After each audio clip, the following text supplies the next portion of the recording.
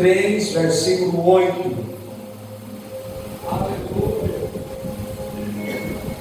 Quem encontrou, diga amém.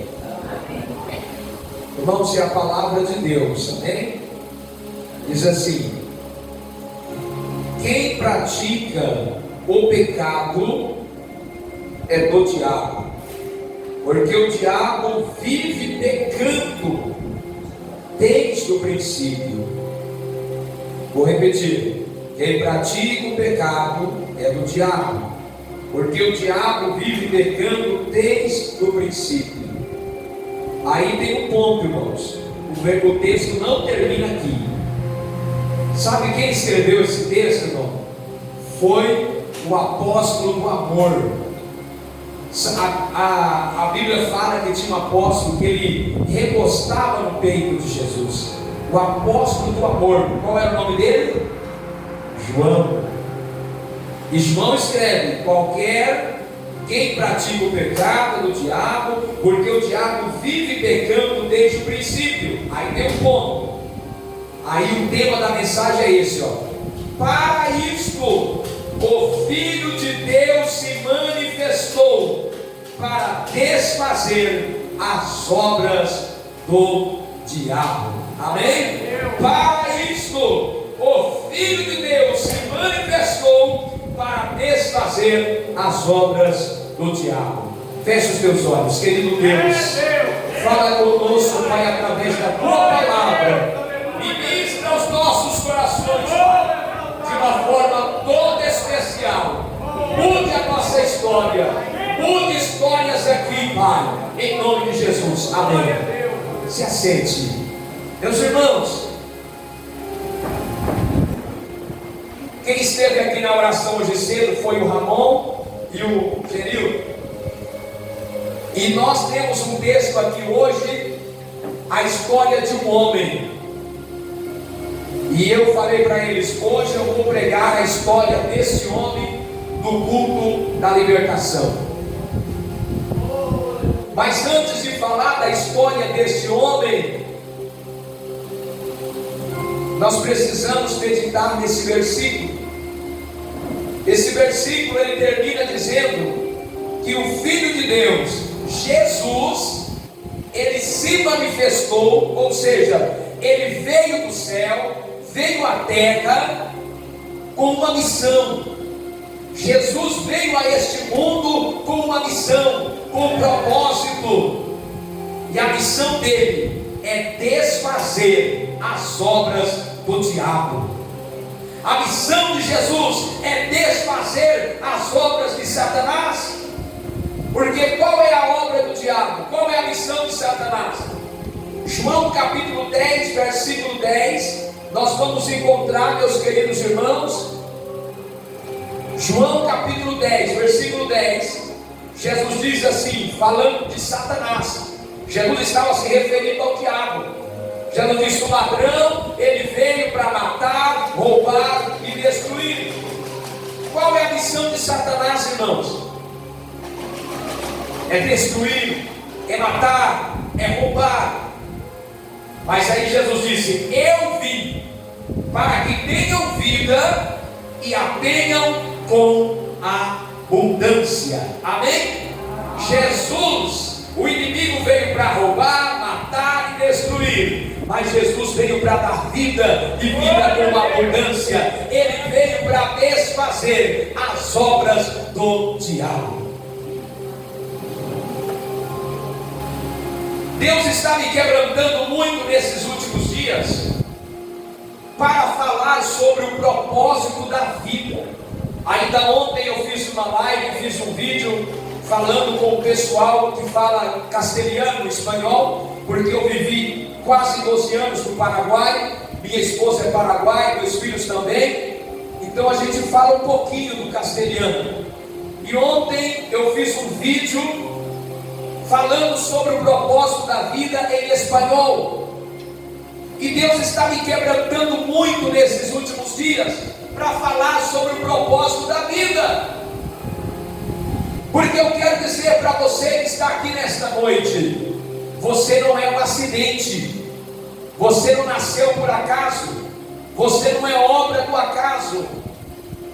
Você é um propósito de Deus. Aleluia! Não importa como você veio a este mundo, não importa como você nasceu. Ainda ontem tínhamos aqui um discipulado e eu estava falando com os que estão sendo discipulados, que muitos infelizmente são frutos de alguma violação, de um estupro, são frutos de algo terrível. Porém, por mais que alguém que se engravida por fruto de uma violação, nós não podemos aceitar o aborto, porque todos têm o direito de viver, todos têm o direito de existir, não importa como você veio ao mundo. Somente Deus pode tirar a nossa vida. Se você existe é por uma razão. Se você nasceu é por um propósito. Não importa como você nasceu, como foi a sua concepção, não importa quem foi a sua mãe ou quem foi o seu pai, não importa o que você passou na sua infância, na sua adolescência, você é o propósito de Deus. Deus tem um plano especial na tua vida. Deus tem um propósito maravilhoso na sua vida. Existem muitas pessoas, irmãos, nesse mundo, que nesse exato momento, muitas pessoas, eles estão dizendo assim, estão se perguntando, por que eu nasci? Por que eu existo? Deus, por que o Senhor me permitiu nascer? Por que a minha mãe não me abortou? Por que eu não morri no ventre da minha mãe? Muitas pessoas neste exato momento estão se perguntando, por que eu estou neste mundo? Porque a maioria das pessoas não sabem o porquê da existência delas. Muitos acham que vivem aqui por um acaso, mas você não vive por um acaso. Deus tem um plano na sua vida. A Bíblia diz em Jeremias, no capítulo 1, olha o que Deus falou para Jeremias. Jeremias, antes que você fosse formado no ventre da sua mãe, eu já te conhecia. Aleluia! Você nem pensava em existir, jovem. O teu pai nem pensava que a tua mãe existia, mas Deus já conhecia você, e Ele sabia que você nasceria, e Deus já tinha um plano para a sua vida. Porque Deus fala para Jeremias, Jeremias, antes que você nascesse, eu já tinha um plano para a sua vida, eu já tinha um projeto para a sua vida. Amém? Deus tem um propósito com a tua vida. Deus tem um plano na tua vida. Mas agora eu vou falar um pouco da história de um homem que nasceu, teve infância, adolescência, mas a Bíblia fala o momento escuro da vida desse homem, o momento terrível da vida desse homem, o momento complicado da vida dele. Mas a Bíblia vai mostrar que a história desse homem foi mudada, porque esse homem não nasceu para viver da forma que ele vivia. Evangelho segundo Marcos, Evangelho segundo Marcos, capítulo 5. Evangelho segundo Marcos, capítulo 5. Você vai entender por que muitas pessoas estão vivendo uma vida de opressão, depressão, angústia, uma vida nos vícios, uma vida terrível no pecado. Não é porque elas querem muitas vezes, porque Deus não fez um homem para viver no pecado. Deus não fez um homem para viver na miséria do pecado. Vamos ler, Marcos capítulo 5, versículo 2 diz assim: e saindo Jesus do barco, ele aqui é Jesus, irmão. E saindo Jesus do barco, lhe saiu logo ao seu encontro dos sepulcros ou do cemitério. Preste atenção, Jesus está chegando em um lugar chamado Gadar. E quando Jesus sai do barco, de repente sai do cemitério um homem. E esse homem que saiu do cemitério, ele estava com o espírito imundo. E aí disse: o qual esse homem, ele tinha a sua morada, aonde? No cemitério, nos sepulcros, e nem ainda com cadeias, correntes, ou podia alguém prender, ou seja, ninguém conseguia segurar aquele homem, não tinha cadeias, não tinha grilhões, não tinha correntes que pudesse segurar aquele homem. Por que, pastor? Porque o versículo 4 diz: porque tendo sido muitas vezes preso com grilhões e cadeias, foram por ele feitas em pedaços, e os grilhões em migalhas, e ninguém o podia amansar, ninguém podia dominar aquele homem.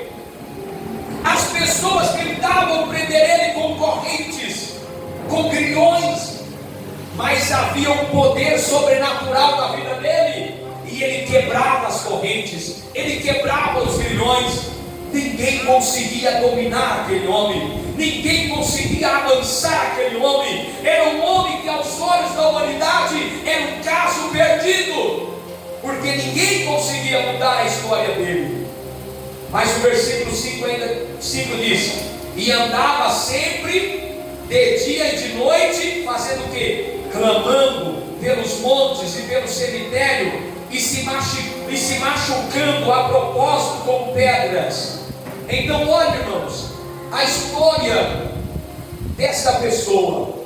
Você acha que Deus criou o homem para isso?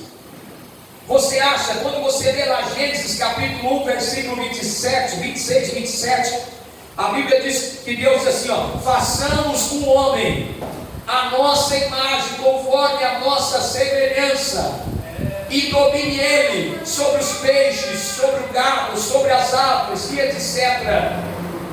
Você acha que Deus fez um homem? Você acha que esse homem da Bíblia aqui, o gadareno, porque esse homem aqui é o endemoniado de Gadar, você acha que Deus permitiu esse homem nascer para ele viver no cemitério, para ele viver se machucando a si próprio?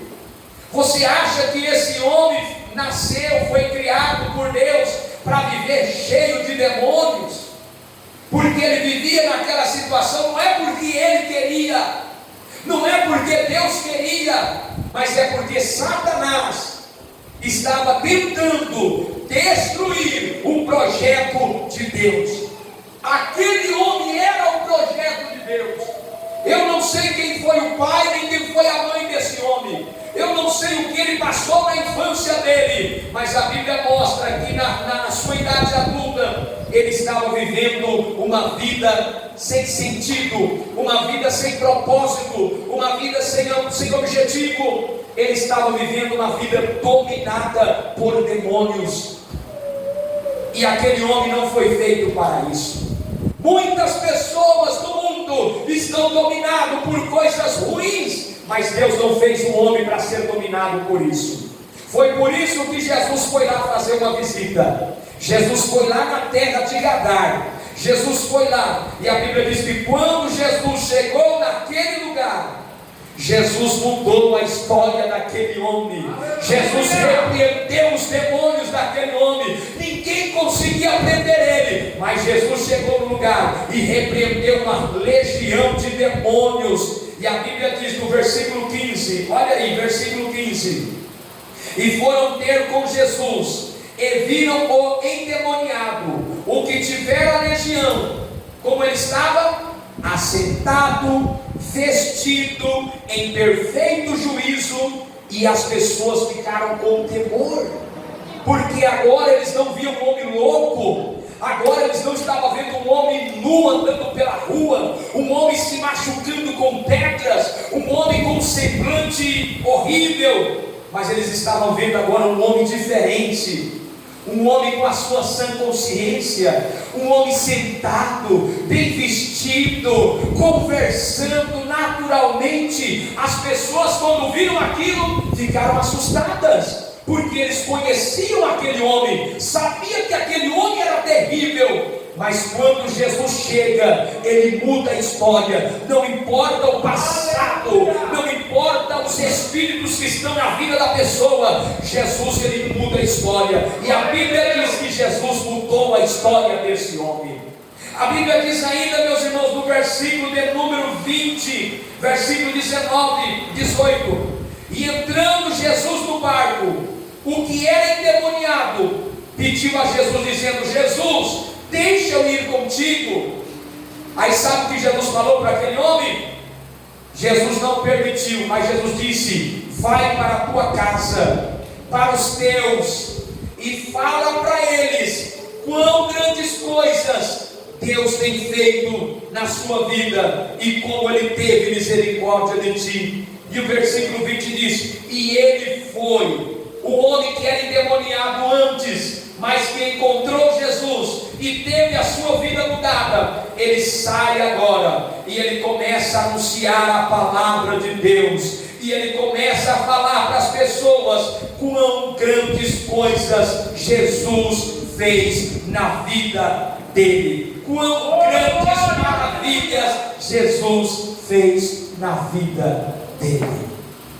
Como diz o presbítero Jair, fazem 21 anos, nós aceitamos Jesus no primeiro ano. Ele aceitou Jesus primeiro do que eu aceitei Jesus no mês de outubro. 21 anos que Jesus mudou a minha história. O Jair conhece um pouco da minha história antes de ser crente. Quem me conheceu antes de ser crente jamais vai imaginar que hoje eu seja um pastor, que hoje eu seja um pregador da palavra. Eu já falei inúmeras vezes, se Jesus não tivesse me salvado, hoje eu estava preso na cadeia. Se Jesus não tivesse me salvado, hoje eu era um dependente químico. Se Jesus não tivesse me salvado, eu já era finado, porque o jeito que eu estava vivendo na minha adolescência, o caminho era esse. Mas Jesus mudou a minha história, e hoje eu estou aqui não porque eu sou bom ou melhor do que vocês, mas eu estou aqui porque Jesus mudou a minha história. Jesus transformou a minha vida, e Ele quer mudar a tua história e transformar a sua vida também. Jesus veio para desfazer as obras do diabo. O diabo quer nos matar, o diabo quer nos colocar no mundo do pecado, mas Jesus, Ele quer mudar a nossa história. Fique em pé, eu quero orar pela sua vida nesta noite. O mesmo Jesus que mudou a história desse homem, Ele está aqui nesta manhã, e Ele quer mudar a sua história em nome do Senhor Jesus. Ele quer mudar a sua história nesta manhã, amém? Jesus quer mudar a sua história nesta manhã. Seja qual for o seu problema, seja qual for a tua necessidade, eu quero perguntar nesta manhã, antes de terminar essa reunião. Fazem 21 anos que eu aceitei Jesus como meu Salvador. Quando o presbítero Jerônimo falou assim: quem quer aceitar Jesus como Salvador? Eu entrei na igreja obrigado naquele dia. Mas quando ele falou: quem quer aceitar Jesus como Salvador? Eu levantei as minhas mãos e comecei a caminhar diante do altar, e eu disse: eu quero aceitar Jesus como meu Salvador. Ninguém acreditava que eu ia permanecer, porque eu era um garoto de 15 anos. Ninguém acreditava, muitas pessoas não acreditavam. Alguns pensaram: ele vai ficar uma semana na igreja e depois volta para o mundo, ou vai ficar um mês e volta para o mundo. Mas para a glória de Deus, 20 anos se passaram, e eu estou aqui dizendo que Jesus é maravilhoso e que Ele mudou a minha história. Tem alguém que quer aceitar Jesus como seu Salvador? Aleluia! Entregar a sua vida para Cristo, para que a partir de hoje a sua vida seja diferente. Quem vai mudar a tua história não é o pastor, quem vai mudar a tua história não é a Assembleia de Deus. Quem vai mudar a tua história é Jesus. Quem mudou a história daquele homem de Gadara não foi a religião, não foi os filósofos, não foi os fariseus, mas foi Jesus. Tem alguém que quer entregar a sua vida para o Senhor Jesus? Eu quero orar pela sua vida. Tem alguém nesta noite que precisa receber essa oração? Sai do meu lugar. Você que sente preso, atado espiritualmente, como a irmã Eunice falou, que não consegue dormir, depende de remédio, medicamentos fortes, vem aqui, eu quero orar por você. O Jesus que curou a irmã Eunice, Ele te cura também nesta noite. Quem sabe tem alguém aqui com problema